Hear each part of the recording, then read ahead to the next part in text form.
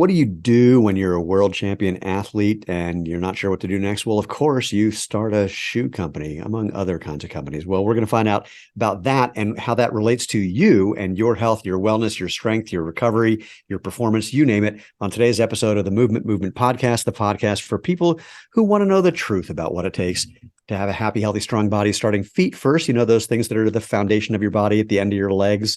We're also breaking down the propaganda, the mythology, and sometimes the flat out lies you may have been told about what it takes to run or walk or hike or lift or do CrossFit or yoga or anything you like to do, and to do that enjoyably, efficiently, effectively. Wait, did I say enjoyably? Trick question. You all know that, because if you're not having fun, you're not going to keep doing it. So do something you enjoy.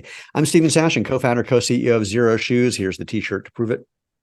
And I am, we call it the Movement Movement Podcast because we, and that includes you, more about that in a second, are creating a movement about natural movement, having your body do what it's made to do, not getting in the way of that.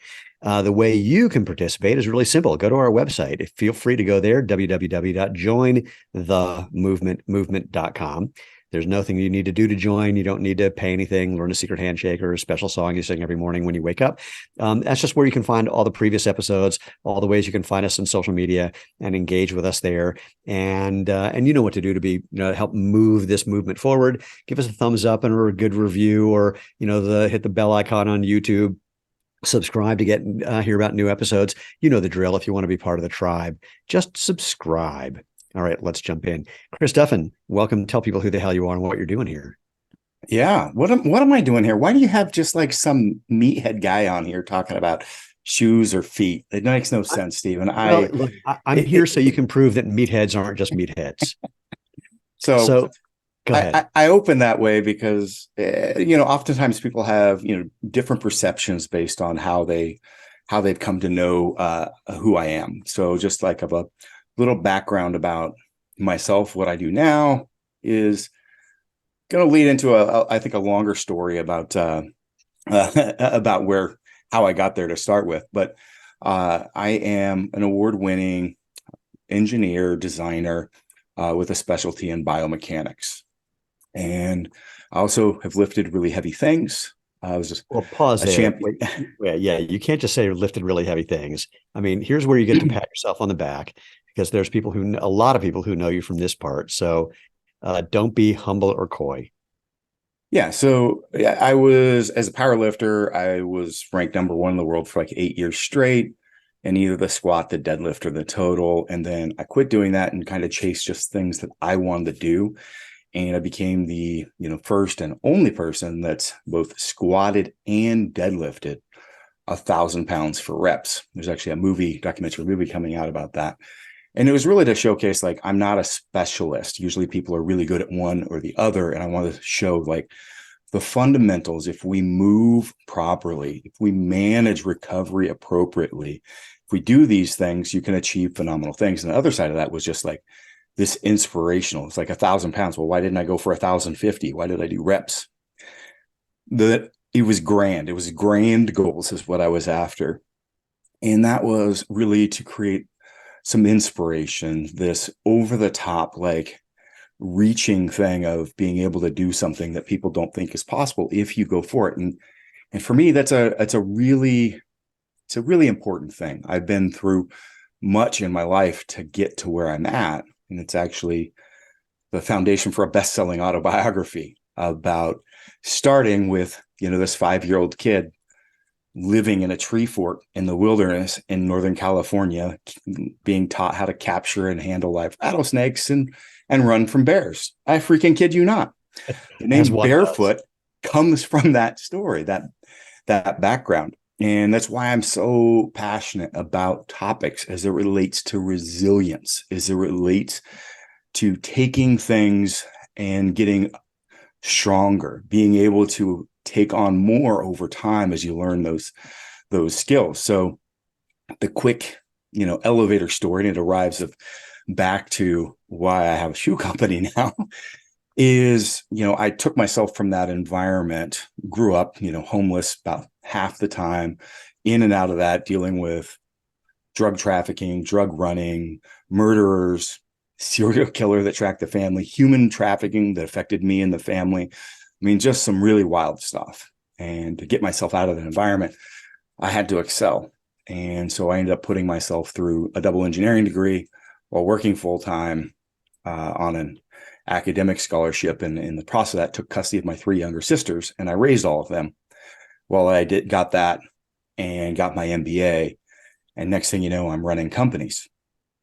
Well, that took like 10 years process of like in my career to where I became like a turnaround expert, and I was running automotive and aerospace manufacturing companies. And I'm just like, man, well, how'd this kid from the sticks end up in this place in my life? And reflection on that caused me to quit my job. So wait, break that down, slow that film down. I mean, so, you come from literally living, I'd say, on the streets, except there was, not a lot of streets in that neighborhood. But I mean, just, it sounds almost crazy when you describe your childhood to go for a double engineering degree and then your MBA and then that business. But what was that a sort of, come to Jesus moment, or a slow burn to, oh, wait a minute. I gotta shift gears here. It was a slow burn. So this is, post college, I'm working my career close to 20 years. I'm excelling. Next thing you know, I'm, a corporate executive doing this stuff and sought after for it. And then I'm having kids and family, house with a white picket fence, like all this stuff. Right. And I'm getting into my middle 30s, late 30s, and my kids are growing older, and they're getting to be the same age that I was, that I'm telling these stories about. And it really started hitting me. And I'm like, there's something missing from what I'm doing. And I know that I can do so much more. And the physical aspect has always been there. I started training, it was very active. You could imagine growing up, like we were mining, we were logging. I was there doing it. Like it was a very physical nerd. And so we lived in a very, environment where learning was really important. Like the only thing we had was the library card. And so absorbing books, having conversations by the fire, by candle late into the night on all sorts of stuff was just an interesting way I grew up. And part of why I excelled in school, but I was also very physical. And so I started lifting weights in 1988, and I started competing in 2000 as a power lifter. And so on the side of all this stuff that I talked about, I actually owned a gym, became a 9,000 square foot, facility. And I was training at a world-class level, trying to be the strongest person in the world, while like trying to taking a struggling aerospace manufacturing company and turn it around and prep it and get it for sold. And so I'm reflecting on this. I own the gym, and I was also doing something kind of strange, which was I was taking clinical continuing education because I had a string of injuries, and I was trying to discover what was going on. I couldn't get answers from the doctors I was dealing with. And finally I found one, and he started going, I don't have the answers. Let's try to find this together. And then started introducing me to some pretty key people, the ones that write a lot of the books that are used in the schools. And so I started attending those courses and then making friends with those people and then lecturing with those people, which was interesting. I'm standing on stage and with Dr. Stuart McGill, lecturing to 150 doctors, and I'm asking to be guest lecturer at Western Chiropractic. And so this was all on the side, right? And I realized, and I was publishing like content, my thoughts on things, what was broken with the fitness industry. One of those topics very early, there's 2 main ones that I saw. One was breathing, embracing use of the diaphragm and the impact on the spine. And the second one was the foot. And I was putting this content out, and some people, it was changing their lives. Like people getting them back. I was just posting videos on YouTube, and I was getting this feedback. The other feedback I was getting in the industry is, you're crazy. Like, you're wrong. Well, wait, so about which part, the bracing part or the barefoot part, or both? Yes, both. Got it. So, 2 things. First of all, are you planning to sleep at some point in the future? Because clearly you haven't been. Actually, I sleep a lot. It's pretty.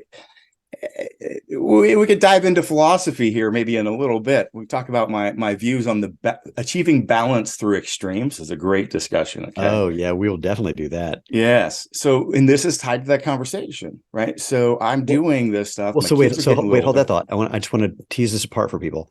So, just highlight what you were saying about breathing and bracing, as well as what you're saying about bare feet. and then to give people a context for why people were saying that you were crazy.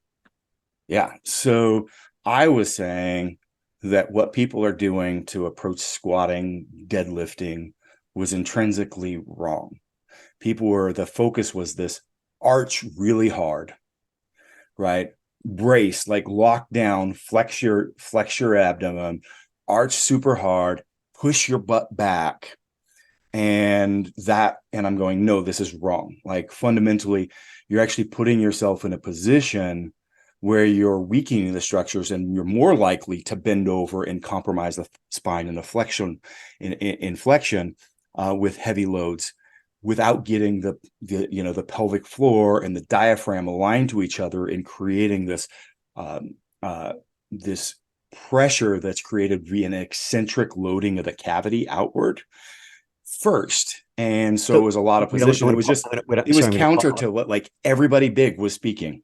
so I want to pause there for a second. This has come up a couple of times, and I think you and I may have talked about this about I just blanked on her name, some horrible names. The woman who does the Core 360 belt, which basically was a similar idea of, so what people have a misunderstanding about, like using a squat belt, where they think it's, oh, you need to pull everything because it's pulling everything tight, like rather than it's a you cue. actually have to have it a little. So you need to be able to put two fingers between at least your belt and your belly, because you need to, it's for you to cue against. It's Right. creating. So when you eccentrically load the cavity, it is through, you're getting a co-contraction by the thoracolumbar musculature, the obliques, the abdominal, like the rectus abdominis, like all that is then co-contracting. Now a belt is another outer sheath, but you need to be able to expand into it. And when you suck it down, now you cannot expand.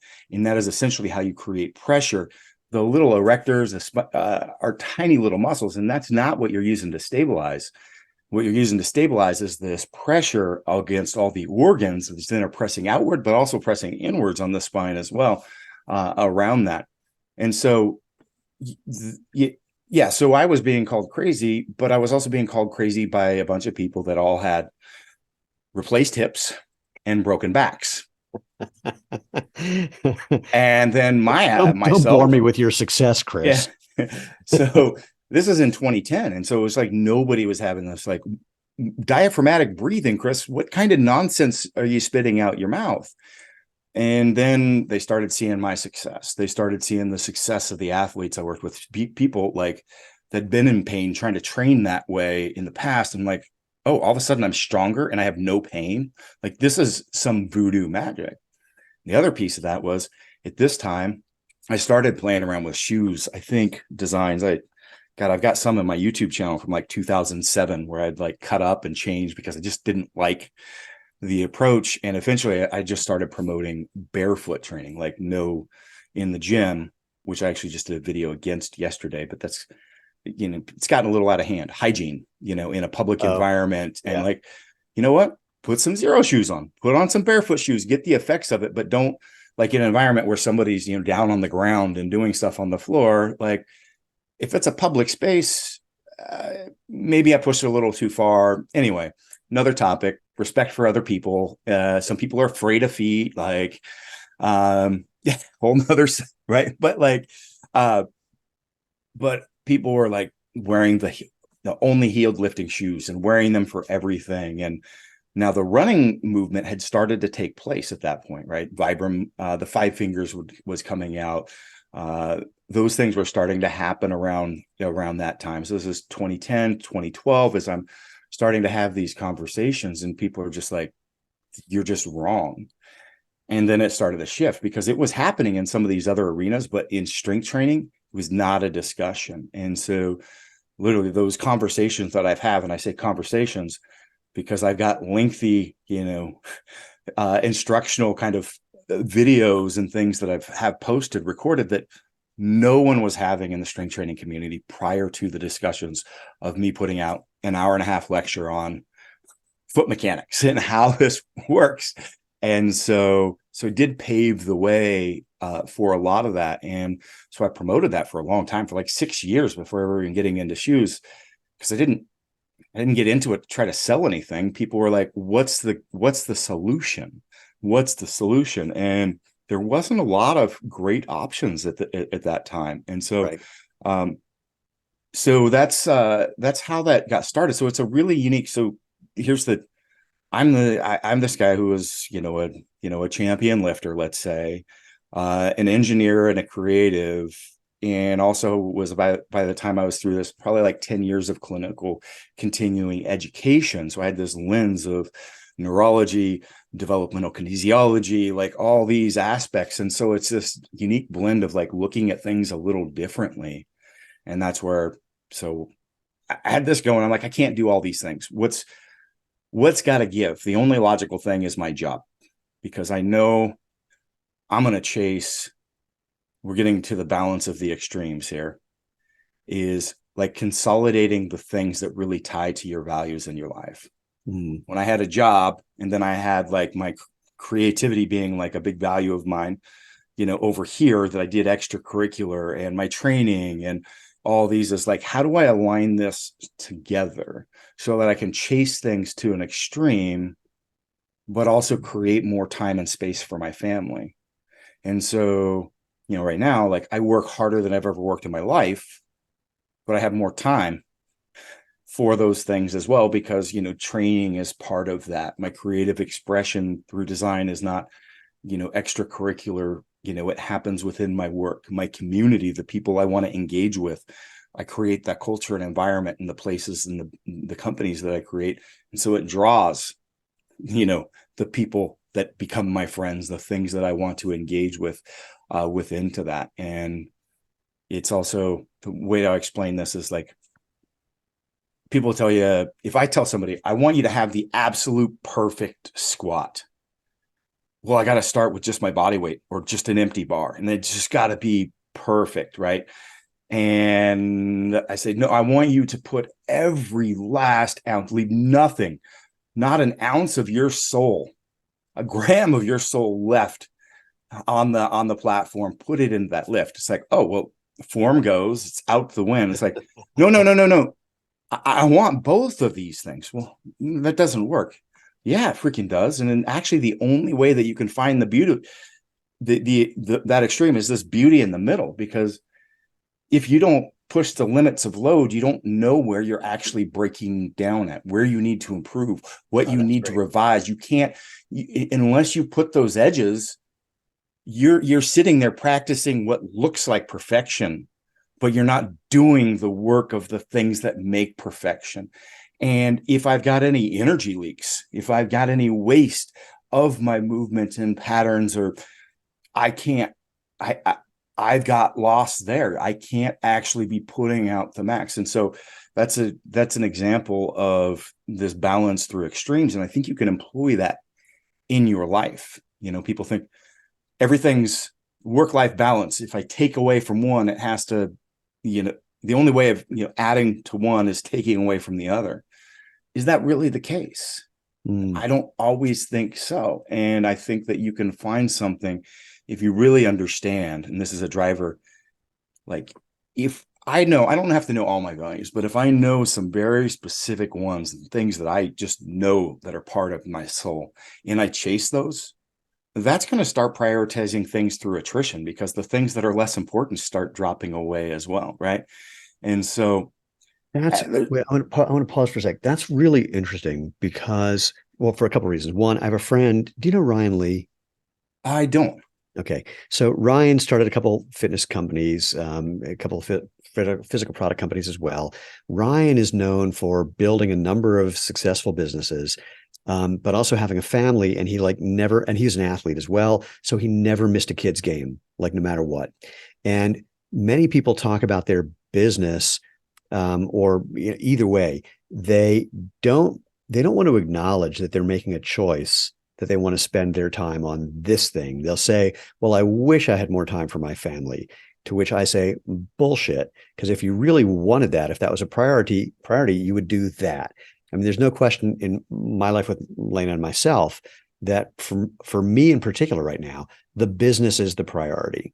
And we don't have kids. We have a dog. So I get up early every morning to go for a walk with him, and the evenings often as well. So that's a priority, because otherwise the house becomes a mess. But and it's also, terribly fun. but people they'll often complain about the way they're spending their time without acknowledging that it's a choice. It's a choice. And that's a beautiful thing at life. Like, it's going to be painful and it's going to be hard, but we're choosing where those things are. Yeah. Like, we could sit there as a business owner, and you and I have had conversations on the side about, the struggles of it, what it's like to be an entrepreneur and the things Wait, that what are you people talking don't about? I see. never said it. But Hold on. I never said anything other than it was effortless, takes no time, no stress, no risk, no, but we're choosing not to be working in a corporate, yeah, right. And so we're choosing that life. We've absolutely. chosen that. And that's a beautiful thing, because there's a lot that comes with that. Well, even more. I mean, this morning I said to some people on our team, we got a couple of problems here with this part of our business, and I'm going to take full responsibility for it because I've been so busy that I didn't have the bandwidth to pay attention to the fact that you guys weren't calling me in for certain meetings that I really need to be in. So I'm not going to blame you for it. I dropped the ball. I didn't see that. So for the next, year until that's all back in shape, I need to be in every one of those meetings. I need to be part of, every part of this development process and that aspect of the business, and to make sure it's all on track.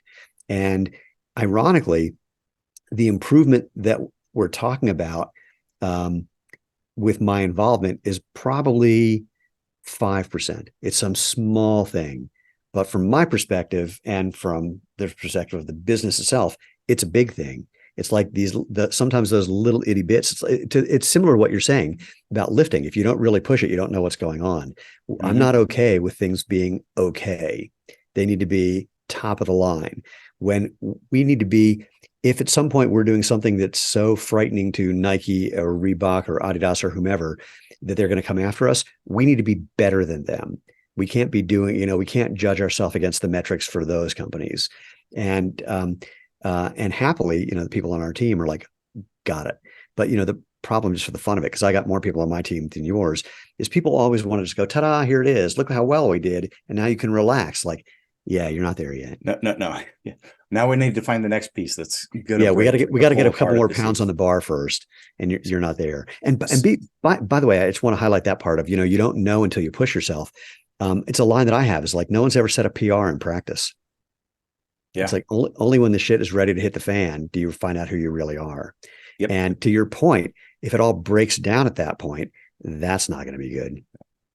I'm going to put a pin in that. Like, you don't know who you are until, for a second. Yeah. But first, I want to talk about the piece on the parenting that you mentioned. Please. So, there's a lot of people who say, hey, I don't focus as much on my work. My family, is the priority, right? And they're just like, everything is all about that. And that, I 100% agree with that. But there's a point of like, there's a miss when you get to the point where you have subjugated your life to your children first.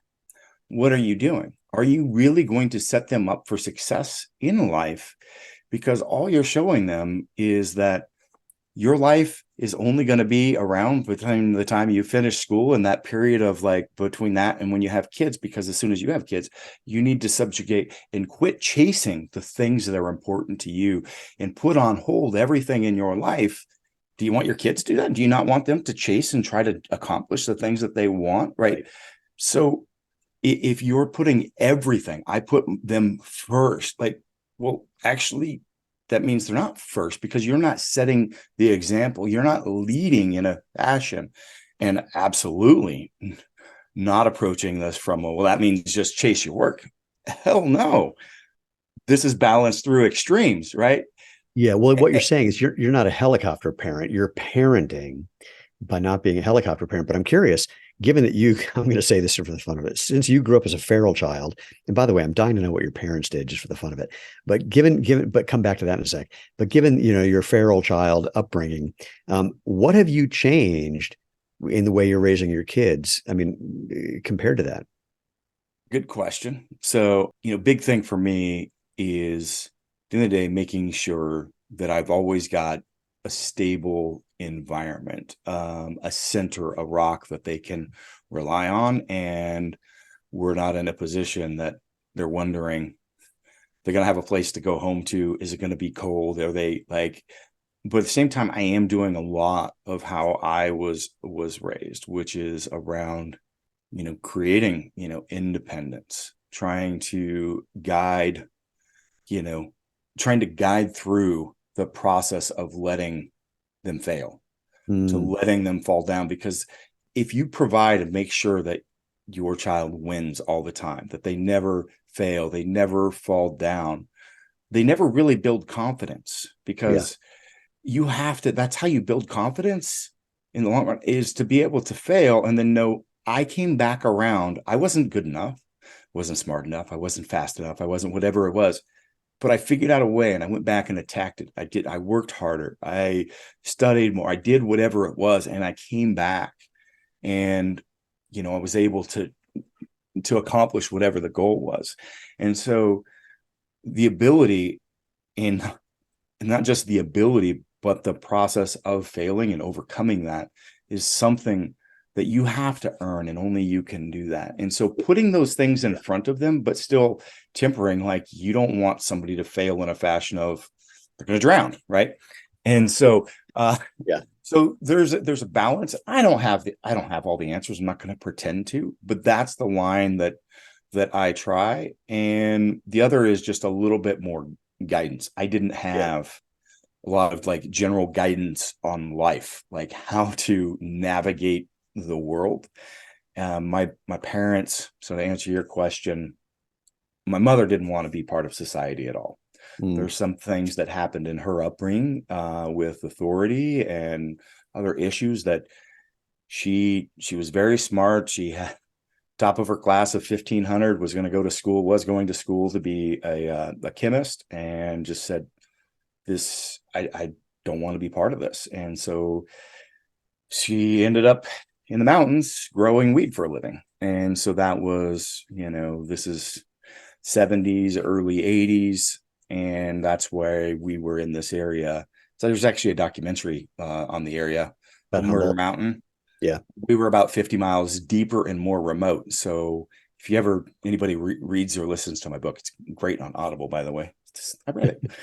But and you have questions about the things that I'm describing, the police corruption, the like, you watch that documentary, be like, oh shit. Yeah. It's as real as you can believe. Like, it's this the Golden Triangle or whatever in Northern California at that time. Yeah, there's people running around the mountains with machine guns and people disappearing. Yeah. And I mean, it was wild time. And that's where we were at. And that is not a place to raise your children. That's not a life to raise your children with. We were taken by the state for a while. Like I said, there's a lot of bad stuff, essentially nearly every single type of trauma. When they Yeah. list the 8 types, like, nine, yeah, I've Well, lived them. that's an So interesting question. So, I'm always fascinated. This is going to be a nature nurture question, because I'm always fascinated by children who come out of challenging or traumatic situations, and the ones who thrive and the ones who don't. And people like to make simple explanations for this one, but I go, the fact that, if there's 5 kids and one of them ends up being, going to Harvard, becoming a physician, and the other 4 were in the same situation and they became meth addicts or whatever, I'm making up stories. What is it about those? Because it was, I mean, not exactly the same. One's older, one's younger, et cetera, but fundamentally the same. And I just find that really interesting. And I have opinion about the nature nurture thing. What's your take on that? I mean, again, that was a crazy, crazy yeah. time. Well, And my yet, my younger brother is living in a shack in the mountains in Northern California. I think he's got a generator now. If he's not there, he's in prison. Back and forth between those. And my sisters, I definitely, there's a reason I took over and took custody in that fashion. A lot of people I grew up with, they're dead. didn't make it. Yeah. They're in prison. Yeah. They're on drugs. And here's my view. And I relate things a lot back to the basic framework of human development, right? If you walk into a gym, there's some people that have a higher baseline level of resilience. Everybody walks in the gym, puts 135 on the bar, and you do 20 reps. And that's your first time in the gym, that's going to absolutely destroy most people. And you keep going, okay, now we're going to do I'm trying to think of some of the Russian, like high frequency Bulgarian training, just Right. eats people alive. Those programs work through attrition. They had a lot of athletes, and how they found success at the Olympics and so on was they found the ones that could survive, and This is the everybody same thing. else fucking died. This is the And same so, thing, just FYI, at so the everyone adapts to resilience, right. right? But So, you impose stress, right? Mhm. And we have a positive response. Before that, there's a downward, right? And if we impose too much too soon, it'll continue on a downward trend. But everyone's got a different baseline level to start with. Yeah. And I think that I had a higher baseline level because if we keep hitting it too much, that is trauma. There's other things like, and it can be the base mental outlook. There's a lot of things, but I think that there's just a level of genetic lottery with a level of that resilience. Now, over time, I've learned how to manage that and use it and lever it through, those principles of human development so that I'm pushing those limits and then keep stacking over time. And sometimes I push it too far and you got a little downward. That's life. But you figure out how to upswing that again. But there's just like everybody walking in the gym the first time, everybody's got a different baseline level. And yeah, what were you going to say about Well, just the running program at the University of Colorado was all success by attrition. And I actually remember when I was in college, I was at Duke. There were two women on the gymnastics team who had been coached by their parents and never worked out more than 3 days in a week, and then and never had an injury. Then they come to college and they're working out 5, 6 days a week, injury, and could never convince the coach, we've got to go back to 3 a week. We just can't do it this way. Yeah, he just could not, couldn't go there. That programming is a filtering process. Yeah. We're going to take 10,000 people and find the 2 freaks in there that can survive it, and they're going to make a shit ton of progress. And everybody else is by the wayside because they're expendable. But right? Here's the irony. The irony is, it just occurred to me, it wasn't just in athletics.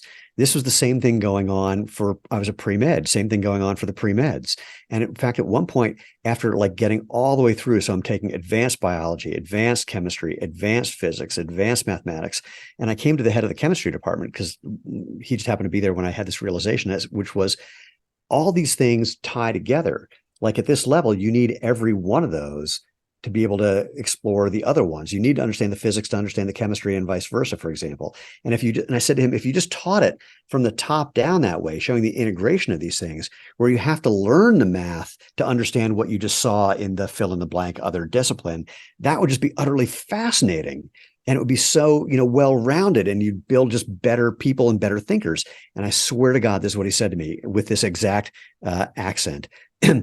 Well, then how would we weed out the pre-meds? Yeah. It was the saddest thing I ever heard. That's pretty sad. Yeah. But it's the truth. And it's got its roots, and it's like you see that so often in kind of very difficult and challenging environments, because they don't want to waste their time developing or spending the time with the others. And again, like how much it doesn't matter to them. It's like, I need these subset over here. It doesn't matter what happens to everybody else that doesn't make it. Right. Their life's destroyed, their body's destroyed. Like, that's why it's very popular in like those the communist countries when it came to that, because those people were expendable. Yeah. Now, to come back to something I teased you about, so it seems somewhat clear to me now that one of the things that you prioritize is sleep. Yes. Yep. I sleep 9-10 hours a night. Pretty much my whole life is fundamental, right? Because when it comes down to recovery, it doesn't matter if I'm pushing and burning the candle and I'm not able to be there and be at my best. It's like, I don't do 50 million things. Like, here's a couple things, and I'm going to do those world class, and I'm going to take that and accomplish that. Right. And so learning how to cut out all the excess stuff in your life. I use a lot of Japanese philosophy in my, my continuous improvement turnaround days. And there's this process, like it's a shop floor, like, manufacturing thing called 5S. And in that process, you basically remove everything from your workspace, everything you need. People freak out like, no, I have to have this, this, this. You pull all their toolbox, you pull everything. And then you slowly add back, okay, what's just the thing that you need? And where is it in hand's reach, right? And now, okay, the next thing, right? Okay. And then something goes wrong. Maybe we need to pull in a whole nother resource, maintenance or whatever to come in, but you're not going to have all the, like, you have everything that you need right here, and you cut away all the fluff. You cut away, and in your life, you will find that you do so much. We're habits of this, of like, to feel like we're accomplishing stuff. We're knocking stuff off our checklist. We've got our bucket list of all the things that we want to accomplish. I fucking hate bucket lists. It's because, like, oh, here's a list of a million things. Like, that's the wrong way to live life. Like, what is the key shit that you love that make you, the way that you want to live? I want to have, an aspect of continuous learning. I want to have a sense of family or community. I want to have a creative outlet. I want to have challenge or competition, right? These are like, you shouldn't have more than 5 to 7 things, and everything that you do that's key in your life should be a way that you're expressing those. It's not the freaking thing. It's not the visiting the Great Wall of China, like travel or whatever, like the experiences of like other, like that may be one of your values. Yeah. And it could be any way. You didn't make it the Great Wall of China, but you did something else. Like just with your career. Okay. You wanted to play in the NFL and your knee got taken out. Your life's not over. What was it about that were the drivers in your value system that you can express that in some other way? And so when you start looking at this stuff, you can really start like how much we just want to get shit done and feel like we're doing things. And so we run around with our hair, burning on fire. Yours is going to burn a lot more than mine, those big golden locks. But but we fill our time with things that make us feel like we're getting a whole lot done. And you're not really, like, at the end of the day, did you actually take one step closer to that life and the place that you want and the way that you want to live, to get to this North Star, to even know what that North Star is? This, like, this perfect vision of where you want to be? Because, well, you're never going to get there. Just that's the definition of a North Star. But you can get one step closer every single day. And we get sidetracked and distracted with life, and we're walking this way and we're walking that way. And 6 months roll by, 6 years roll by. Yeah. 3 decades roll by. And you look back and you're like, fuck, I didn't get anything done. I'm still at the same fucking spot. I've just been filling my life with shit, like just tasks. Yeah. I like this. I love this idea of understanding what it is that motivates you for the thing that you're doing, because you might not be able to do that thing or accomplish that thing at the level that you hope. I mean, look, my personal thing, when I got back into sprinting, I had no idea. So I'm thinking, I want to get good and I want to win races. And then I met the guys who beat me. I will never beat them. These are former world champions, Olympians, et cetera. They hit the genetic lottery like there's no tomorrow. I got 5 of the numbers. They got 6 of the numbers plus the Powerball. So, but you don't have to. What is it about it? I love the competition. I love the camaraderie, because we're all insane that we're working this hard for something where it just gets worse from this point. You don't get faster once you're over 60 something. So, but there's so many things about it that are satisfying. And, I've had this thought because I had shoulder surgery recently, I had eyeball surgery before that. I had blah, blah, blah. And, so I thought, okay, well, if I wasn't able to run, what would I do? And I, certain activities that I can't do any longer because my body just can't tolerate them very well. But literally, one is like, one thing that I always liked, I've never explored what it would be like to, try and be a powerlifter in my weight class. Would I win? Absolutely not. Would it be really interesting? Absolutely. So here's a thing where people make a lot of big misses is you'll see people identify themselves with the things that they do. I am a power lifter. I Right. am a football player. And so, and that's why you see a lot of like professional athletes They get try to, lost. and well, it's worse. Depression, It's drugs. worse. It's worse. They can't compete anymore. Then they try to come back Yeah. because they don't know who they are without it. They And that, lost their sense of self. yeah, They never don't know ends. why they did that. So they can't move to the next thing that is another iteration, the Yeah. next evolution of that. Let me show you something. Can I share my screen? Yeah, go for it. Now, for people who are not watching this, we will describe what Chris is showing. Okay. All right, here you describe it because holy crap, it's more than I could do. This is an Ouroboros. This is my framework for how I kind of coach people on these concepts, but it's the 6 stages of personal growth. And so there's, it's an infinity loop. So on the left side is a circle, on the right side is a circle. And the left side inside of it looks like a square root symbol. And in that square root, there's 6 things, the 6 P's.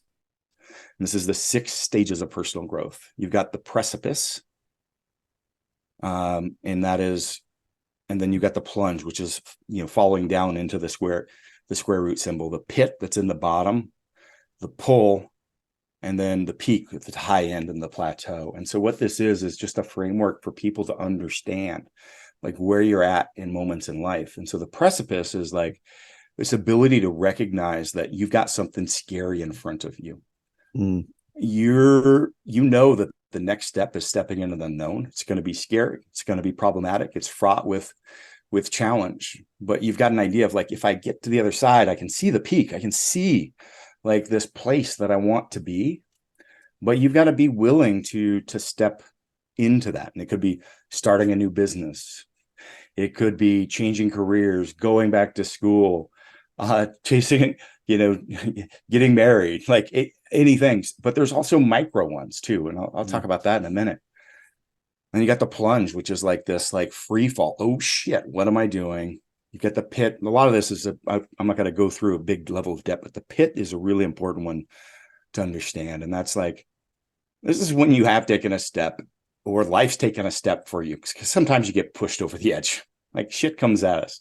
And this is why you need to develop resilience. Wait, hold on. 2 things. For one, we'll put a link to this in the show notes.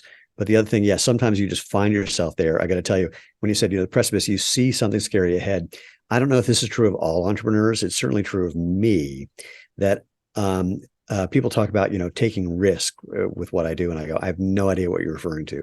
I just see what's possible on the other end and just go for it because I don't have any concern about.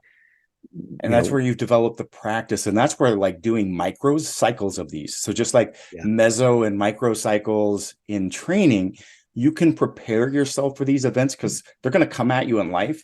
So and you ever see people that lock up and can't handle? It's because they haven't developed that resilience and they don't know how to respond, right? But the pit is like those ones where you're just overwhelmed. Like, right. Oh my God, where the fuck am I going? My marriage is failing. My business is going under, whatever it is. And it's you've got to change your framework. The shorter, the less time you spend in there, the better. And so there's a process that I use for those experiences as well. And it's a 3-step process of like this recognizing like, okay. I'm at the pit in my life, right? I'm here, and accepting that like is a really powerful thing. Yeah. But then realizing, not just accepting, I am going to purposely choose to celebrate this. Yeah, celebrate, because this is when I write the action book, of my life, this is going to be when I get to the other side, I'm going to be so fucking proud of getting out of this and overcoming in this. And the fact I've got this moment is going to be when I'm going to tell my grandkids about, or maybe it's something that is not a family share thing, I'll just share it in my head, but it's going to be, that's why I'm going to be on my deathbed with no regrets, because I fucking stepped into shit like this and I stepped out of it. And also, I want to ask you a question about that. Yeah. Because this is something that comes up a lot with let's say entrepreneurs or budding entrepreneurs, or actually even experienced people as well, where they're in a pit and they think they're going to be able to go into the pull phase and get to a peak and get to a plateau. But the reality is it's not even, I'm trying to frame it in this way with a similar metaphor. They're not in a pit. they're in a something where what you're going to have to give me a good word for, where the reality is you need to pull the ripcord on this one. I've watched too many entrepreneurs get so committed to their idea that they miss the glaring obvious lesson, which was cut bait. Yeah. So, and that's partly, so it's like, this is where understanding your values come in and going, okay, I'm going to use this pit as a learning moment. And I'm going to reframe and leverage my life and still take this experience and grow from that in a way. Because yeah, guess what? The business, Duffin convinced me to start my own business and it fucking failed. God, fuck that guy.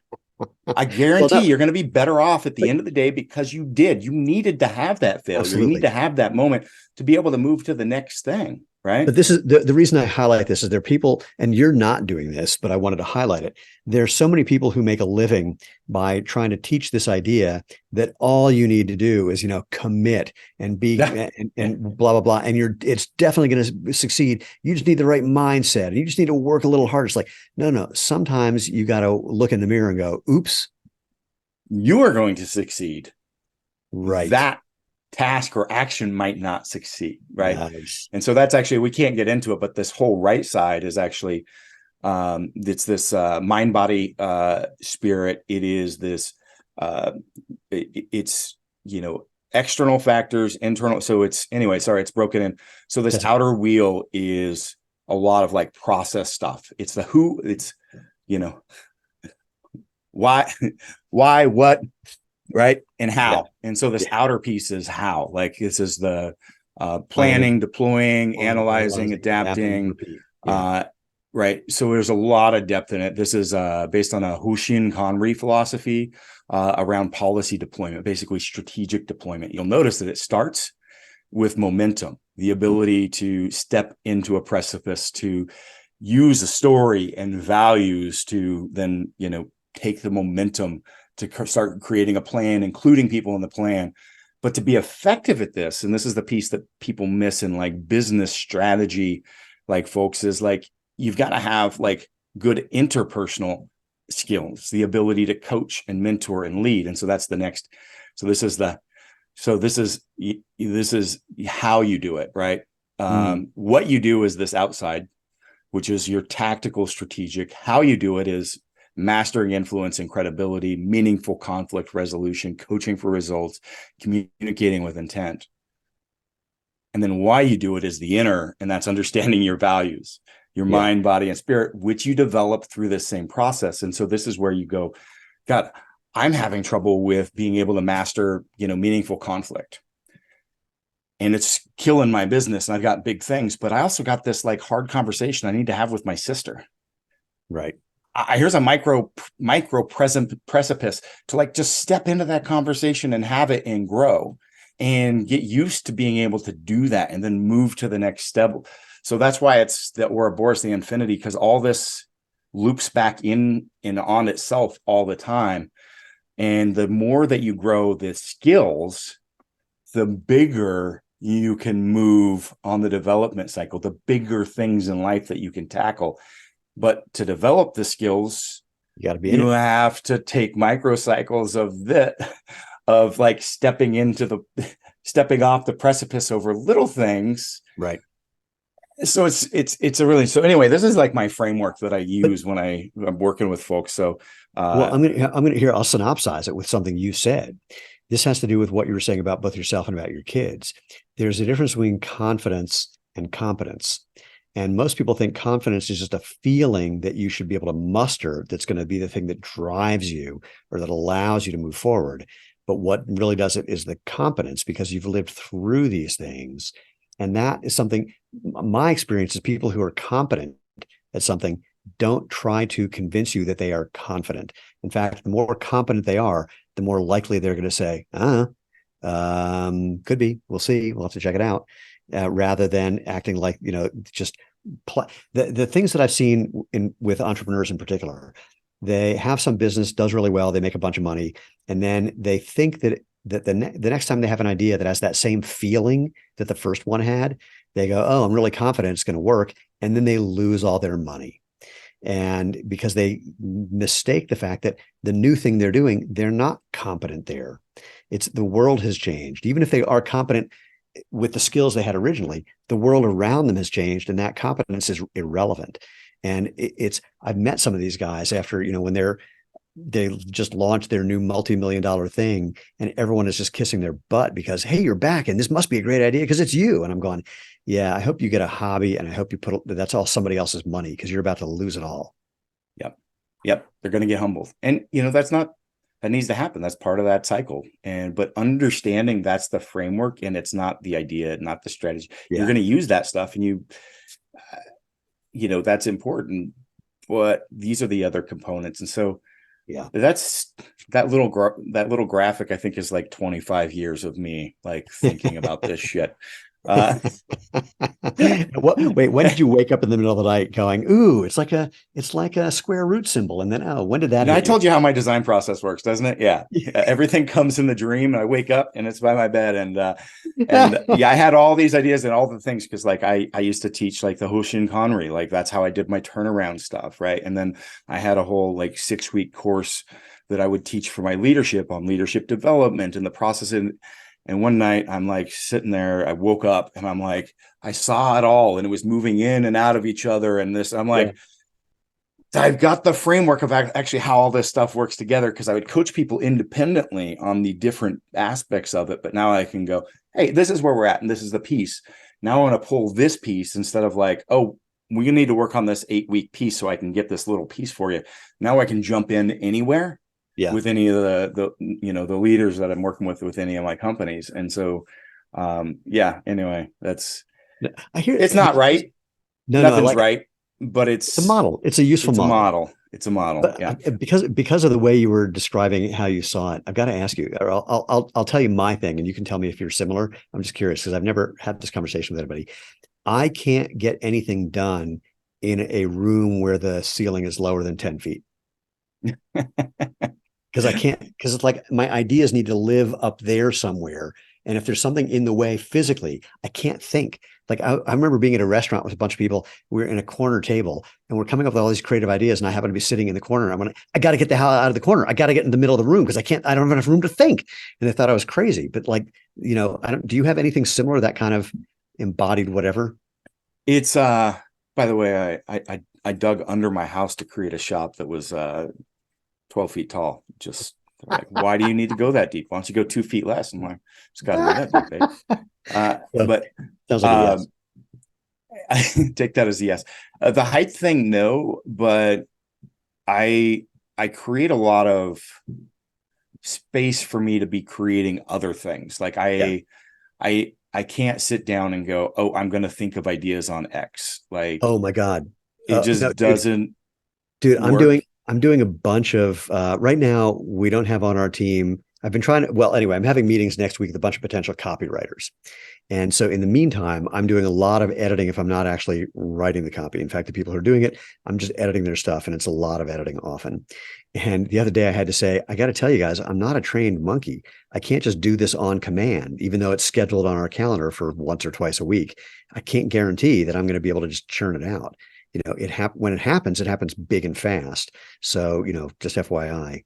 So what I've gotten to is, one, making sure that I have time to just like spend with my hands doing things, and not even related to business. Like, and that gets me more in a creative space. It doesn't even happen then, but if I don't have that time in my life, it's not happening. But the other is, when the ideas hit, everything else drops. Gotta go. If I wake up late, and it's like if I'm like, whatever, like when those things hit, like everything else drops. I'm in the gym, I'm pencil pad. That is because that's when I've got my most recent, this fucking design is going to fucking be amazing. But I saved it because my wife says I got to frame it in my office next to all my other beautiful prints. Yeah. But it's the inside of a pizza box.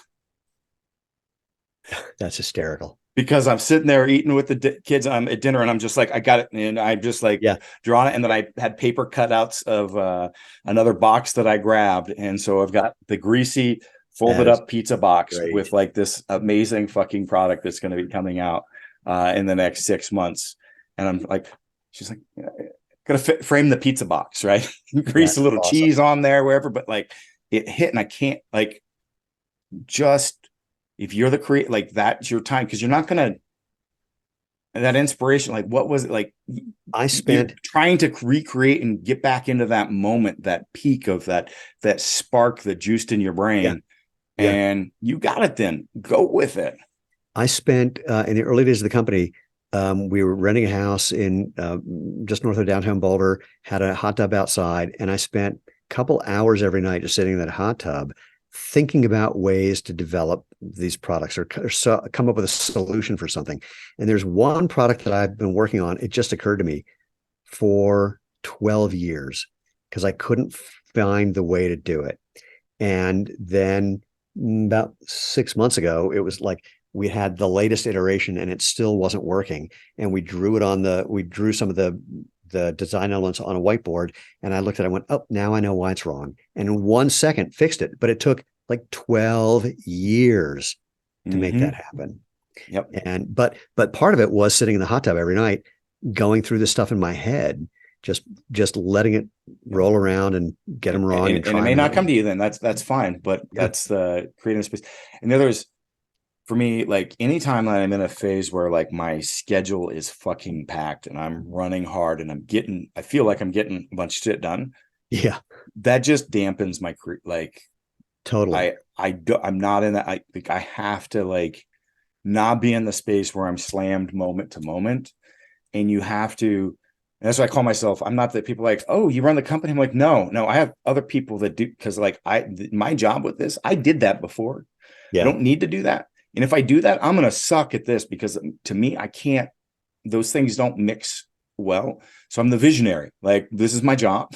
This is why we adore each other. So, um, but I'm envious of you because we grew so quickly that we didn't have the money, frankly, the luxury of bringing in the people to do the things that I shouldn't be doing. I'm competent at. I mean, one of the greatest gifts is my wife is a brilliant finance operations person. I'm a product marketing person. So at least we had all the business bases covered and we're both really smart. So, we could do all these things, but we didn't have the resources to bring on the people to do them better. I always hate it when someone says, I'm not really smart. I just hired people smarter than me. It's like, no, we're just hiring people Yeah. who are, I mean, that's just so disingenuous for one. Um, and, so we're surrounding ourselves with people who are just really competent at very specific things so that we don't have to do those things. That's not about smarter or less smart. It's just finding out where you need to fill in those holes. And we're only now just getting to it. And the whole goal, like our president slash CFO, he says, my entire goal is to make it so that you have almost nothing to do every day, because that's what you need to be able to do the stuff that actually builds this company. And hopefully that's happening over the next 6 months or so. There's only like one, two, four people we need to make that happen. And of course, I know that when I say that, I'm completely full of shit, because with some of the things that are going on, we're going to need another 20 people for those. But it ain't going to be me, because I know that's not where what I do that's important is not that. Yeah. So so again, it's both inspiring and annoying to talk to you because you came from a background where, just your corporate background, where you understood that in a way where I'm just like diving into the deep end and figuring it out on the fly. I'm learning how to swim. I'm learning how to fly the plane while it's, nose diving towards the ground. And It's a very different environment when you're growing a business versus being in the corporate world where you've got a lot of resources though too. right. It's maybe I make it sound, easy. But it's wearing a Because you lot of freaking hats. And oh I yeah. just sometimes it sucks because you feel like you really suck at something. And it's you just like you because just you don't have the time, but no one else is there to do it either. right. Right. So Oh, um look, our website as of today is the culmination of my laziness. It's like it built itself piece by piece over 14 years, but my brain, it's like I got to get out of my head and then I can't think about it anymore. I don't have the time. And so there's just a lot of pieces of that puzzle that reflect that if you really understood it. Happily, we have a new design coming out soon because there's other people who don't have that problem. But yeah, it is. Anyway, that's neither here nor there. Back to you for the win. So what's interesting to me in talking to you, and I hope other people find the same, is that people are going to have to listen to this conversation and listen to it both practically and metaphorically, because we're talking about things in certain domains that are applicable in almost any aspect of your life. But you're going to have to take the time, whoever's listening, take the time to really ponder that one and see and be ruthlessly interested in seeing how this applies. And I say interested rather than honest, because honest, I don't know what the hell honest means, but to really be curious, to take a look and go, all right, how might this apply, is the part that I find really compelling. Yeah, I hope that some people do that, because you're right. There's the things that we've talked about, and these apply all areas, and they're the same concepts. But, I'm talking about with family, important relationships with people that, extreme success. I'm not just talking myself, but, and people that I've worked with, but in the athletic realm, to leadership, to, entrepreneurship. And so we've talked about some specific instances, but every one of the things that we've dove into is essentially a way of life. Yeah. And it's not the answers. It's putting a way for you to find yours, finding your set of values, your set of approaches to put that in place. Because I don't know what's best for you in your life, but if you don't answer those questions and have an approach, you're leaving yourself short. And it's hard work, and it's never ending work. Yeah. At the same time, unfortunately. Well, and even just the simple thing that you brought up, which Lane and I talk about all the time, for people who identify as the thing they do, if you do nothing, if I'm loath to give advice for the same reason, I don't know what's best for anybody else, but I would throw out there the invitation that if you don't have a simple way of divorcing your identity from the thing you do, that's gonna bite you in the ass one day. It's gonna bite you in the butt, because every one of those can be ripped out from under you on any random Tuesday. People talk to Lane and I, and they go, well, if you guys ever sell the company and retire, what are you going to plan to do? Because if you don't know in advance, everything's gonna be a problem. It's like, no, it's not going to be a problem, because we don't have an identity tied up with what we're doing. So something will show up. Don't know what, don't care. It'll be there. People cannot grasp and I don't lift heavy anymore. Like, what is the next grand goals? Or just straight up, like, you won't quit. You have to come back. It's who you are. It's what you do. You'll. And I'm like, no, do you understand? That was an expression of my value. That was one way of expressing it. It's an expression. That's not who I am. It's showing you who I am in a way, but that isn't it. That can be a million things. Well, and look, back to how we started this. As well as I that there are a lot of people in that world who actually are meatheads. And I don't even say that derogatorily, because you need the right person in the right job, but you also know that it's more than who you are. And even for them, it's, they are more than just that. You might like this. I'd been living in this one condo that I owned for 7 or 8 years, and we're moving out, and we just got the last stuff out, and I'm standing next to a friend of Lena's as I locked the door behind me for the last time. And she says, "Are you going to miss this place?" And I turned to her. I went, "What place?" Love it. Love it. It's like it was over, in that moment. Now, we didn't talk anything about the footwear biz, so I'm going to do the world's fastest thing for that. When 7 months into starting Zero Shoes, we had a few months earlier, we had met some guys who'd been in footwear for about 35 years apiece. They'd all met at Reebok 35 years earlier. They bounced around, as people do in this industry, to different companies. Then they eventually decided to just start their own thing. They were doing consulting and whatnot. And at the end of this little weekend that we had with them, they said, "We really believe in what you're doing, and we really believe in who you are and you. and we would start this company with you, but we've been in footwear so long that we're not stupid enough to try and start a shoe company. So, anything resonant there for you? It's a hard industry. Yeah, There's some big dogs and they will push you around, and there's a lot of volumes that are needed. There's a reason you don't see a lot of new entries, and there's just so much misinformation that's out there in the public as well. So having a product and trying to do something right and it requiring education, it's a massive hurdle. yeah. And that's a foundation of where I've always operated from, though, is education first. I'm going to, my Kabuki Strength, I'm going to offer a free subscription for 2 months for any listeners if they want it, to our EDU Plus platform, by the way. So continuing ed. Well, I'll give Yeah. And that's the link in a bit, but we'll also put it in the show notes.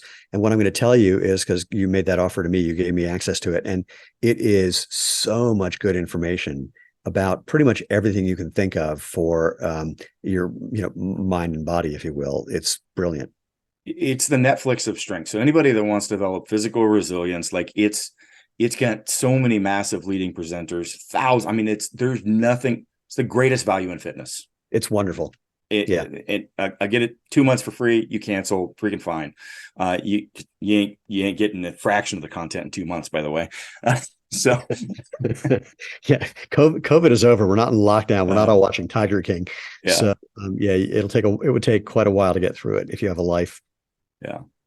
So I think I took that another direction, but no, that's totally fine. That's fine. And by the way, we never even brought it up. I mean, I hope people get the hint. So first of all, Chris's BEARfoot shoes are BEAR, pursuant to what he said about chasing bears or being chased by bears. And some people are maybe a little curious, like, how are we having this conversation? Because we're arguably competitors. And I don't see it that way. Well, let me be totally honest. I see it that way like 30% of the way, because we're targeting different people. We have a different sense of what we're doing with the business and product, but more importantly, I love what you're doing. I mean, there are people who are arguably making, quote, barefoot shoes that I would never talk to, because it would be too hard for me to say, by the way, your stuff sucks. And you're actually making it too thick or too stiff or too something or too clownish or whatever. Anyone listening, if you're there is a lot of people that don't know what they're doing in this. So it's so I understand where you're coming from, because you don't want to have somebody on that you can't really endorse. But very much like, we have a different aesthetic, different approach, different we're competitors at the same time too. That's fine too.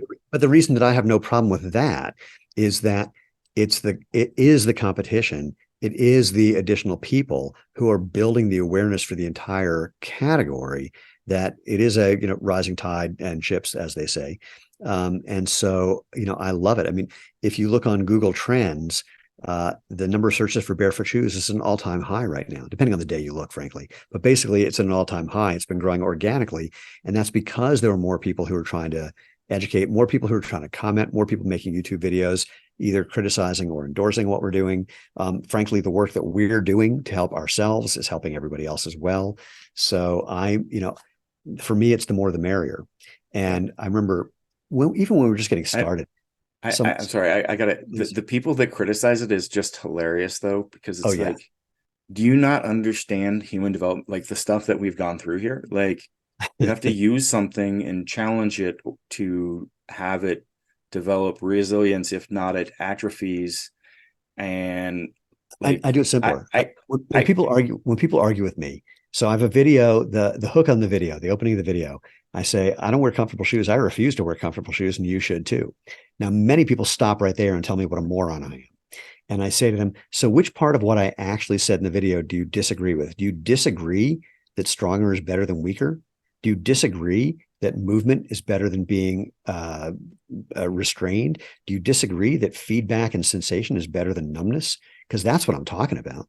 Wake up every day and strap that your belt that they have at Home Depot on, and wrap up your elbows and go about your day. And let me know how that works for you. Let me know how that works for you. Oh my God! All that back pain and elbow pain, that's all going to go away. Yeah, it never end up with any of the problems anywhere else either. That's right. It never occurred to me that the worst example of what to do for your body are Home Depot workers, but maybe that's why you can never find one when you get to Home Depot. They're in the back, the first aid counter. So that's hysterical. Anyway, So, yeah. no, actually, I will confess though, my air quotes favorite story is when there's a new brand that comes out, and their origin story is we looked for something like this and we couldn't find anything like it, so we made this, and it's just ripping off something we did. Something, yeah. That's why it's been a little frustrating lately with some of the new entrants.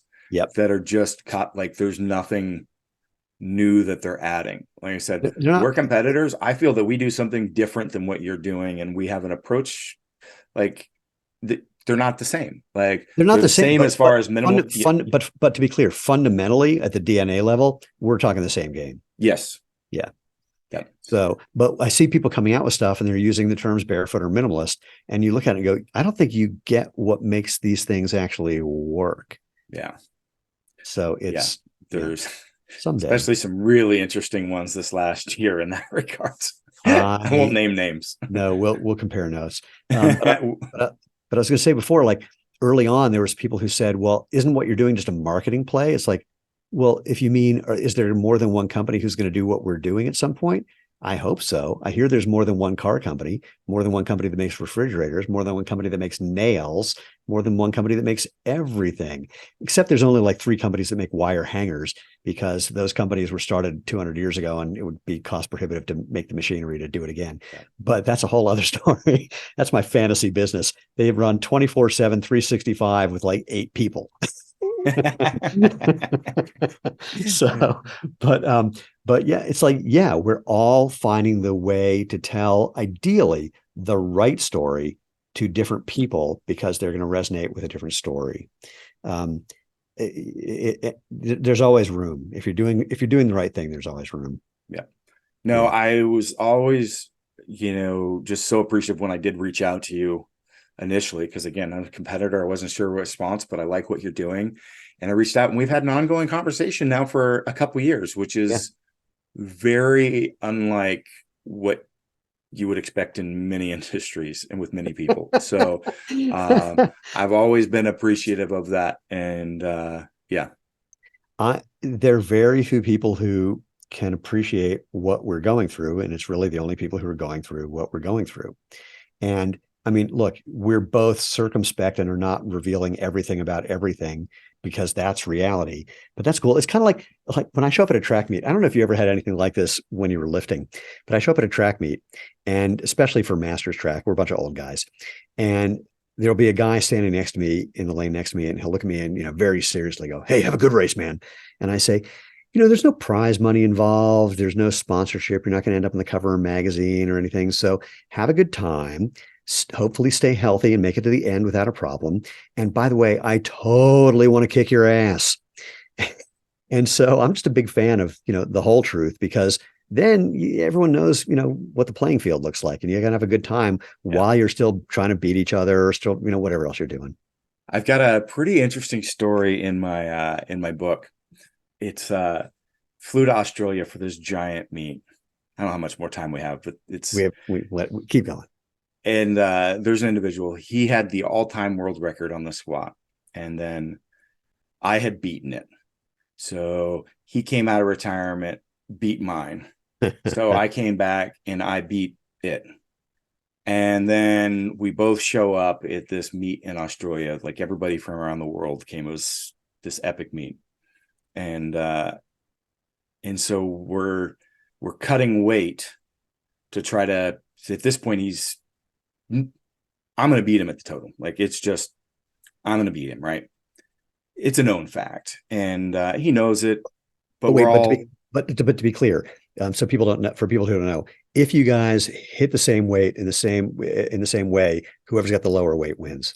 Correct. Yeah. But he was actually cutting weight to try to get to the next weight class down, so that he couldn't beat, so that he didn't have to face me. So we're both cutting weight together. I'm trying to cut to a weight class that he's normally at, and he's trying to cut down to the next one below. And we're cutting weight all night long, and we get to a point, by the way, it's a crazy amount of weight. I lost 39 pounds in 36 hours. It's possible. I'm not going to tell you how, because I don't want people to die. I had Oh an my IV in my arm beforehand. I have monitors monitoring, different, my saliva levels for, uh, anyway, at 2 a.m., he's like, I'm not going to make it. I'm out. He stayed up the rest of the night in and out of the sauna with me, God. but he was now going to be in my weight class to help me Oh try to man. get to my weight class, even though it was now going to be detrimental to his performance for that, so that I could achieve that goal as well. Oh my God. That's Right. beautiful. And so it was is yeah. And so I lost my hearing too, by the way, and a bunch of other stuff. So anyway. Well, in a related note, I haven't been to this event in a while because it canceled during COVID, and I don't even know if they restarted. And I'm going to suggest, when I mention it, I'm going to suggest anyone try and find the local version of what I'm about to say for themselves. It's the Northern Colorado Amateur Bodybuilding Competition. One day I was in Boulder. I opened the paper and I saw that it was in town. I went, oh, that could be interesting. Let's go check it out. First of all, it was a whole bunch of people who didn't look like they ever had been to Boulder before. It's not a typical Boulder crowd, which I love. Getting out of the Boulder bubble and having people who clearly don't fit that vibe was awesome. But I ended up just crying through a lot of this meet because there was a whole bunch of people on that stage trying to compete for the first time, or maybe the 10th time, who knows, who clearly, for whatever reason, really shouldn't have been on that stage. They weren't prepped. They weren't prepared. I mean, they weren't ready. But everybody in that room had been that person. So they were so supportive. I mean, just unbelievably supportive. It was literally just one of the most beautiful things I've ever seen. And I know that sounds crazy, but if you go to a meet like that, you'll experience the same thing. Yeah, it's pretty interesting. I've been involved in sports that are very competitive. It's secrets, and you're trying to work against people and playing mind games and all this. But the end of at the the day. top level of in powerlifting, it was different. Like one of the first, when I'd set a big record, I have a great meet. The first person that texted me was another individual that we went back and forth with, chasing the all-time world record. Yeah. And he'd be the first person to reach out. Now I fucking wanted to crush his numbers. He Right. wanted to crush my number, Right. but we also wanted to see the best for each other. And so, Well, because yeah, what's the fun of beating someone who's compromised? yeah, That's yeah. the other part. It's like, when I was a young gymnast, And when nobody else really knows what it's like to no, be at that level and to be pushing no, nobody fucking gets it. no, it's impossible. It's sort of like, when you hear Mike Tyson talk about what it was like being world champion, and he's really incredibly honest, and transparent about that. You can't understand that life at all. And once you start hearing what it's like, you understand him at a level where even if you don't like many of the things he's done, it makes sense. It's in a way that's undeniable.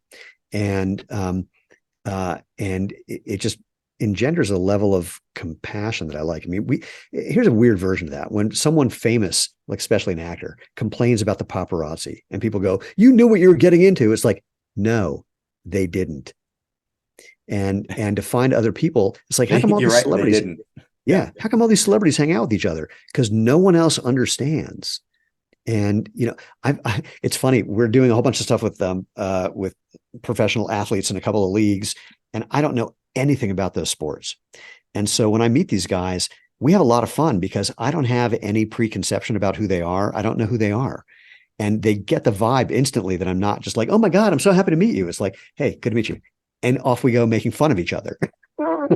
And so we have a whole different relationship than the normal fan relationship. Mm-hmm. And it's so much fun for me. I mean, I got to tell you, I met some NBA guys recently, and one of the first things I do just to get into the conversation, I show them the video of me doing a standing backflip at 61 years old. And they're like, shit, okay, I get it. We can talk now. And they explain to me what it's like being a professional basketball player. I have no idea, but they know that I can relate to that idea because I've been, in a similar level way back when. So it's super, super fun. But yeah, that whole thing, it's like, it's really funny. We live in a neighborhood with people that we adore. They're wonderful people, but these are people who had like high paying corporate jobs their whole life. And Lane and I have been entrepreneurs our whole life. So we like them very much. We just have nothing in common with them. And finding that thing in common at that high level Yep. is such a treat. It's so rare at every level the rare that you're there, rare there's somebody else there. Yep. It's just, yeah, I just get choked up thinking about imagining you getting that text, because man, it's a beautiful thing. All right. All Probably a right. good point to wrap it up. I'm going to send you a link for my audiobook as well as the EDU Plus so that you can drop those in the show Okay. notes. Well, And let me back it up. Do this. First things first. For people who want to find out what you're up to, because we didn't even talk about any of that, what you're up to and how to find you, give them that info. And then I'll talk about what we're going to put in the show notes that you're providing as a gift. awesome. Super easy. I'm very easy to find. You don't need to remember any fucking screen name avatar shit like that. My name's Chris Duffin. It's like muffin, but with a D instead of an M. Chris Duffin. My website is chrisduffin.com, or you can type Chris Duffin into any of the social media platforms. I'll pop up. I guess a lot of people have those little blue checky things now that you can buy them.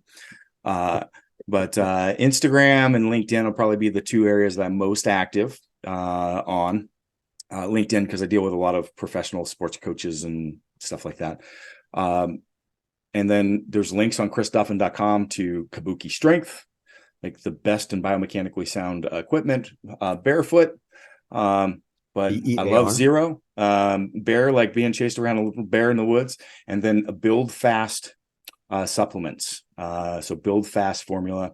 And so again, link to all that on Chris Duffin or on social media. There's a little thing there. If you click on the bio and all of it, they're all there too. Or the little Google thing, Chris Duffin, it'll all fucking pop up. Don't overcomplicate it. Yeah. And for the freebies that Chris talked about, which again, thank you so much. We'll put those in the show notes. So take a look there. I do hope you check out what Chris is doing, because the vast array of things are all quite wonderful. And then let us both know what you experience. And until then, first of all, thank you all for being here. As you can tell, Chris and I could keep doing this for hours longer, but at some point we have to pay attention to your needs. And so don't forget, though, feel free to go over to www.jointhemovementmovement.com, find previous episodes, all the ways you can engage with us on social media, various places to get the podcast if you don't like the one you're getting it from now. And if you have any requests or suggestions, people that you think should be on the show, especially if you can track someone down who thinks I've got my head firmly up my butt and wants to talk about that, that'd be a lot of fun. Then drop me a note. And you can send me an email at move, MOVE, at jointhemovementmovement.com. And beyond that, go out, have fun, live life feet first.